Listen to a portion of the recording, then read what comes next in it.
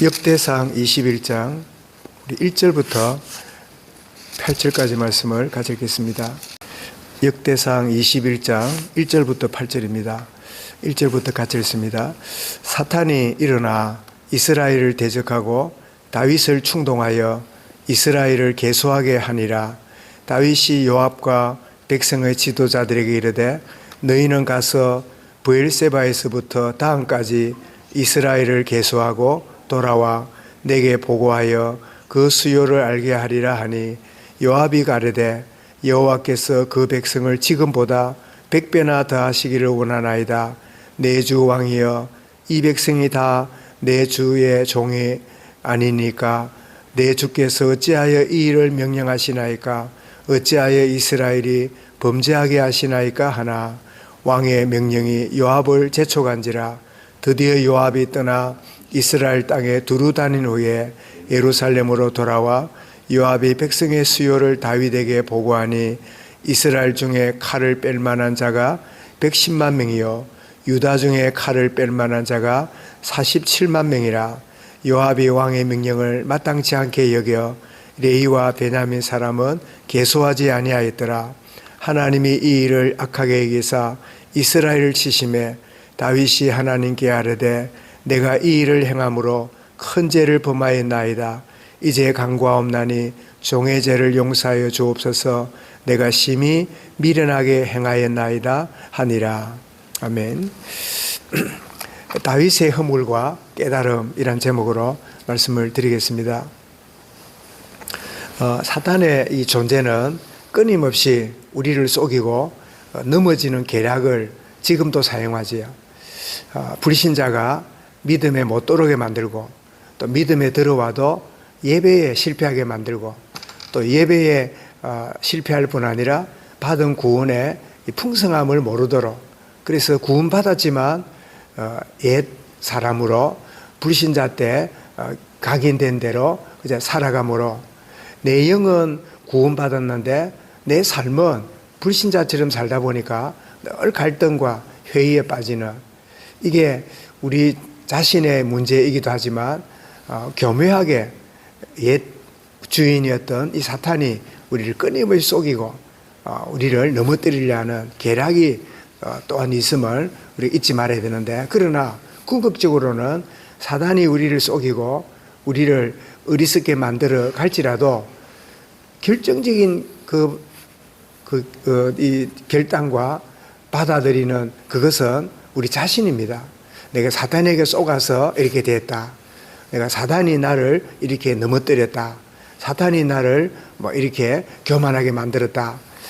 그것은 어떤 의미에서는 사탄이 나를 속였지만 그 속임을 받아들이고 그 어리석음을 내가 수용하는 것은 결국은 나의 자유의지의 결과이지요.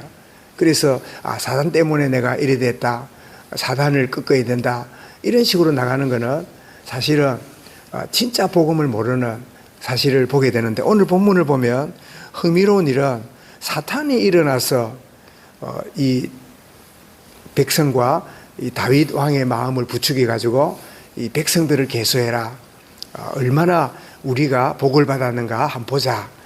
근데 어찌 보면 별거 아닌 일 같은데 이런 일을 이렇게 하나님 보실 때 악한 일이라고 하느냐, 이렇게 볼 수 있지만 이 내용의 은밀함을 자세히 보게 되면 사단이 다윗에게 교만과 이 자만심, 자기가 나름대로 이렇게 성공하고 이렇게 의시되고 싶은 이런 교묘한 마음을 집어넣어주게 되는데, 그런데 결국은 이 사단의 충동을 받아들이는 것은 다윗이었고, 그래서 다윗이 하나님 사단에게 속았습니다, 사단을 결박하고 그런 기도하는 게 아니라 하나님 내가 범죄하였습니다. 그래서 사단이 우리를 속이지만 그 속임을 받아들이고 거부하는 것은 결국은 우리의 자유의지의 결과이다. 그래서 사단에게 속았을지라도 내가 속은 내가 결정했기 때문에 하나님 내가 범죄했습니다, 이렇게 참 바른 인격인 결단하는, 이게 복음적인 자세고 늘 핑계대고 사단이 나를 속여서 사단을 뿌리 뽑아야 되고 물리쳐야 되고 늘 그런 쪽으로 우리가 많은 메시지도 듣고 세월을 보냈는데 속이는 것은 사단이지만 그 속이는 것을 결정적으로 거부하거나 받아들이는 것은 나의 존재 자체다. 그래서 내가 속아서 내가 잘못되었다면 내가 하나님께 회개하고 정말 인정해야지 사단에게 핑계대고 또 그 창세기 3장에 이 범죄한 아담 하와가 마누라 핑계대고 또 사단 핑계대고 이 핑계대는 그런 어리석은 짓을 이렇게 한 것처럼 지금도 끊임없이 내가 하나님 앞에 범죄하고 내가 죄인입니다 인정하지 않고 자꾸 핑계대는 이 창세기 3장의 이 그런 흐름이 우리 속에도 있음을 보게 되는데 어쨌든 오늘 이 말씀이 이 사단이 충동함으로 이 충동한다 말은 부추긴다 그런 생각을 불어넣는다 그런 뜻인데 이스라엘 군대를 계수하라 명령을 다윗이 하게 되고 이 왕의 명령을 받았던 이 군대 총사령관인 모압이 만류합니다. 뭐라고 만류하냐니까 3절에서 내주 왕이여 어찌하여 하나님께 범죄하려고 합니까? 오히려 그 신하가 더 그 왕이 자만에 빠지고 왕이 교만에 빠졌다는 걸 알고는 하나님이 100배도 더 줄 수 있는데 왜 이런 일을 합니까? 이렇게 범죄라고 이야기를 합니다. 그런데 다윗이 그 이야기를 듣고는 그 말을 듣지 않고 재촉해서 계속 그 일을 하도록 그래서 계수를 보고하기를 뭐 이스라엘의 군대는 뭐 이렇게 얼마고 또 남유다의 그 군대는 얼마고 이런 보고를 합니다.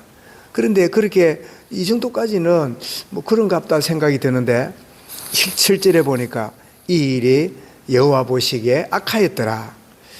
그런데 참 감사하고 놀란 일은 이 다윗은 바세바 문제라든지 이런 문제 저런 문제 있을 때 나단이 와서 깨닫게 하고 이럴 때 핑계하거나 거부하지 않고 기꺼이 받아들이고 하나님께 철저하게 회개하는 이 참 다윗의 모습을 보는데 오늘 이 8절에도 보니까 다윗이 하나님께 아뢰되 내가 이 일을 행함으로 이런 교만한 내가 얼마나 복을 받았나 보자 내가 얼마나 강성해졌나 보자 이 자만에 빠진 이런 일을 행한 것을 큰 죄를 범하였나이다. 그러면서 뭐 내가 어쩔 수 없어서 하고 핑계대지 않고 딱 내가 결정했고 내가 선택한 것에 대해서 간구합니다.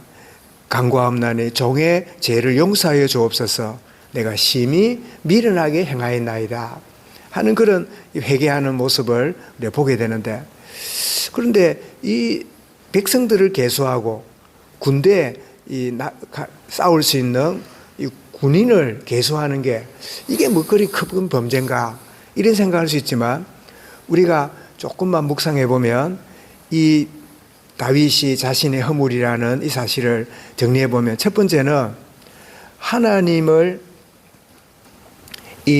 하나님이 이기게 하시는 것보다 나의 의, 나의 노력의 결과를 생각하는 그런 자리에 빠진 것이기 때문에 범죄라고 우리가 볼 수 있고 또 더 나아가서 다윗은 하나님을 의지하고 살아왔지만 지금 이 순간에는 자기 성공을 내세우고 싶고 성공에 쏟는 그래서 우리는 성공 때문에 쏟고 실패 때문에 쏟습니다.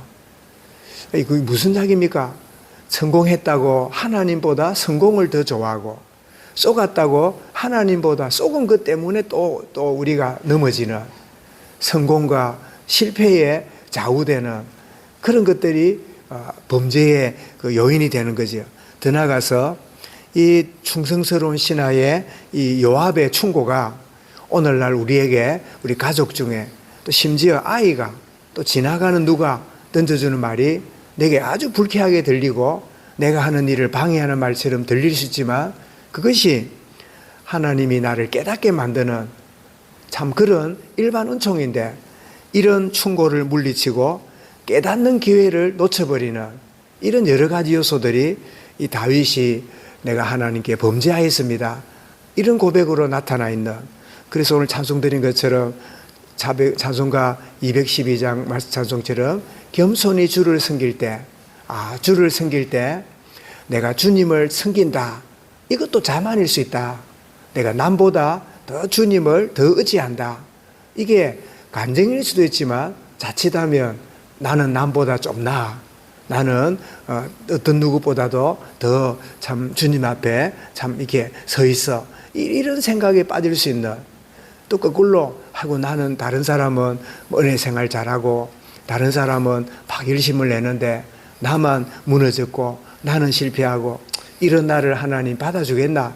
그 자기 실패 때문에 또 무너져 있다면 그것도 참 사단에게 쏘은 일이고, 그 쏘은 결과 나의 이 자존감까지 떨어져 있는 그런 것들이 우리를 속이는 거지요.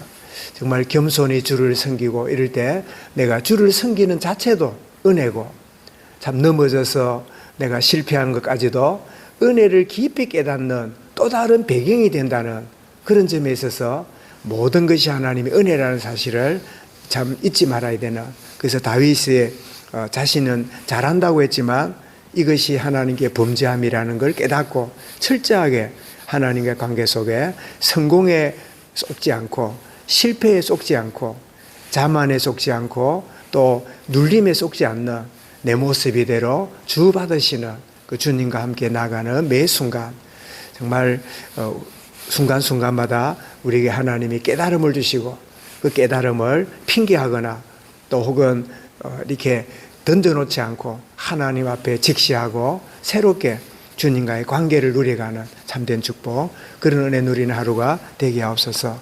우리 함께 말씀 붙잡고 기도하겠습니다.